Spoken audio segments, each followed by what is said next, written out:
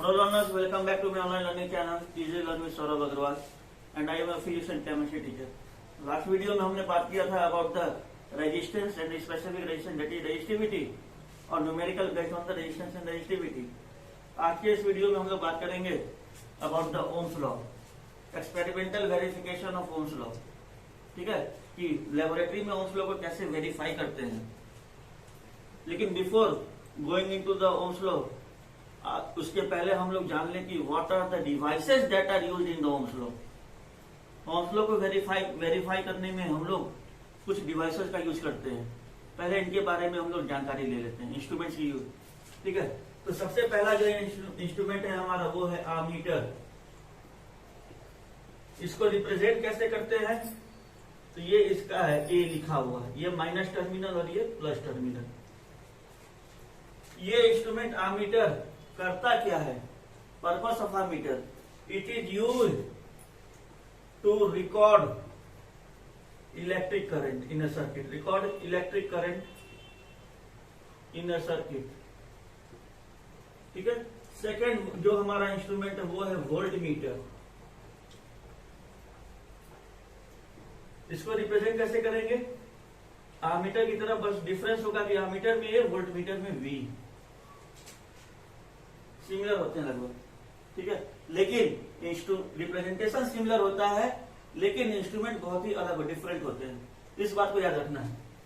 It is use, purpose इसका to record potential difference, PD, potential difference, right. Third instrument हमारा है cell. Cell, इसको कहते हैं सेल या बैटरी। आपके लिए ये बैटरी भी हो सकती है, but there is a difference between the two. अगर हमने ये दो लाइन ड्रॉ किया, एक छोटी और एक बड़ी line, it will be known as a cell. Cell क्या होता है? It is a source which provides the potential difference. It is used to manage या it is used to produce the potential difference. ठीक है, it is used to produce potential difference, PD, या simple language में कहेंगे electric current, और ज्यादा specific electric current. It is used to produce electric current. लेकिन battery जो है क्या होगी? हाँ, तो बैटरी क्या होगी? तो जब हम लोग इस सेल को कंबाइन करेंगे, मतलब क्या है कि ये एक सेल, ये एक दूसरा सेल, ये एक तीसरा सेल, ये चौथा सेल, इनको हमने कंबाइन कर दिया। It will be known as a battery. Purpose same होता है, it is used to produce electric current. लेकिन डिफरेंस क्या है कि what is battery? When number of cells are combined, they form a battery. ये technical difference है। अब एक बात और, इस सेल या बैटरी में we are using the two parallel lines, one of bigger length and the other of smaller length. तो इसके पीछे रीजन क्या होता है कि the bigger length line it represents the plus terminal of a cell or battery, and the smaller length of the line, smaller line length represents the negative terminal of the battery. तो ये negative terminal. तो जब भी battery बनेगी, ये plus और ये minus, ये कन्वेंशन है, इसको हमको याद रखना है। अगर ये चीज याद नहीं रखेंगे, देन ओम्स लॉ के सर्किट डायग्राम हम ड्रॉ नहीं कर पाएंगे करेक्टली। ठीक है, चलिए नेक्स्ट जो हमारा इंस्ट्रूमेंट यूज होता है इस ओम्स लॉ के वेरिफिकेशन में, वो होता है की। लोअर क्लास से पढ़ते चले आ रहे होंगे, what is key? It is used to either switch on the electric current or switch off the electric current. Key को रिप्रेजेंट हम लोग करते हैं ऐसे, ये ब्रैकेट और ये, ठीक है। दिस रिप्रेजेंट्स ओपन की। This bracket represents open key. What is open key? Open key is the situation of electric circuit when no current flows through the circuit. When no current मतलब open key एक वैसा situation है circuit का जिस समय circuit में कोई current flow न करे, करंट फ्लो न करे, वो कहलाता है ओपन की। ठीक है। और जब हम लोग इस ब्रैकेट में एक डॉट पुट कर देंगे, it will be known as a close key. What is close key? It is a position when electric current flows inside the circuit.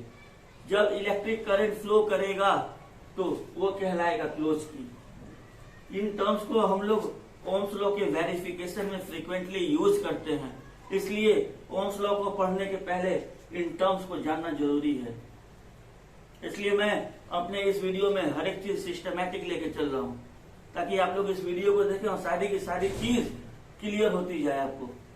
ठीक है। नेक्स्ट जो होता है इसके अंदर कहते हैं इसको वेरिएबल रेजिस्टेंस। वेरिएबल रेजिस्टेंस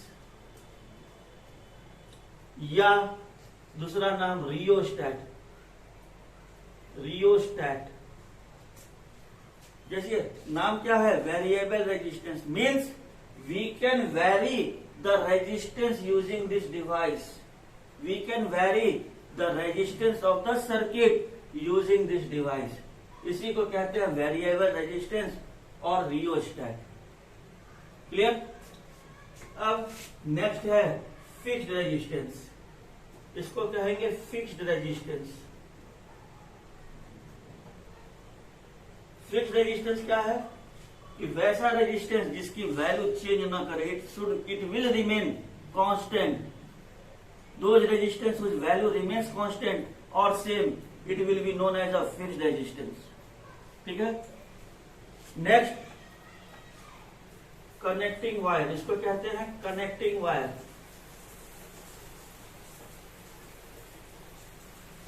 ठीक है।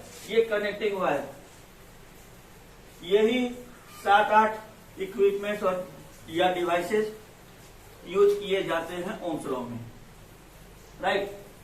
अब ओम्स लॉ को पढ़ने के पहले इनका एक हम लोग सर्किट डायग्राम देखेंगे। Circuit diagram of Ohm's law.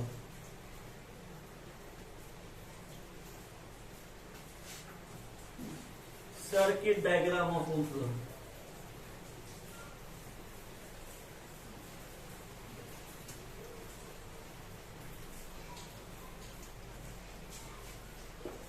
क्या कहता है सर्किट डायग्राम? एक सेल लिया, अभी जस्ट हमने आपको बताया है कि ये सेल की ये वाली लंबी वाली लाइन क्या कहलाएगी? प्लस टर्मिनल, और छोटी वाली लाइन नेगेटिव टर्मिनल। तो हमने इस प्लस टर्मिनल से एक आमीटर को कनेक्ट किया। अब देखिए, जस्ट हमने पहले बताया था कि आमीटर को हम लोग रिप्रेजेंट इस तरीके से करते हैं, ये माइनस और ये प्लस। ठीक है। तो आमीटर का प्लस टर्मिनल, ये अब याद रखना है कि बैटरी के प्लस टर्मिनल से ही कनेक्ट होगा, then only we can verify the Ohm's law. अगर हमने आमीटर के नेगेटिव टर्मिनल को बैटरी के या सेल के प्लस टर्मिनल से कनेक्ट कर दिया, then we can not verify the Ohm's law. Circuit में करंट फ्लो होगा ही नहीं, आमीटर की रीडिंग आएगी ही नहीं। ठीक है। तो हमें क्वेश्चंस में, अभी मैं आपको नेक्स्ट वीडियो में बताऊंगा आगे भी कि सीबीएसई के क्वेश्चंस कैसे पूछे जाते हैं प्रैक्टिकल बेस्ड, क्योंकि अब तो आप लोगों को पता होगा कि इस साल से 21-22 से क्या किया सीबीएसई ने, इसने स्किल्ड बेस्ड क्वेश्चन के ऊपर ज्यादा फोकस किया है। स्किल्ड बेस्ड मतलब आपको लेबोरेटरी वाले क्वेश्चंस ज्यादा आने चाहिए, प्रैक्टिकल क्वेश्चंस।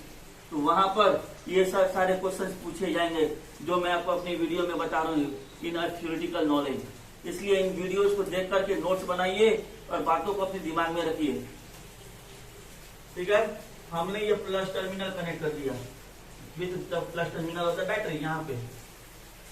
अब ये नेगेटिव टर्मिनल से हमने कंडक्टिंग वायर निकाला। कंडक्टिंग वायर निकाल करके हमने क्या किया, एक फिक्स्ड रेजिस्टेंस लगाया। अभी हमने बताया था इसको कहते हैं फिक्स्ड रेजिस्टेंस। ठीक है। फिक्स्ड रेजिस्टेंस हमने लगा दिया।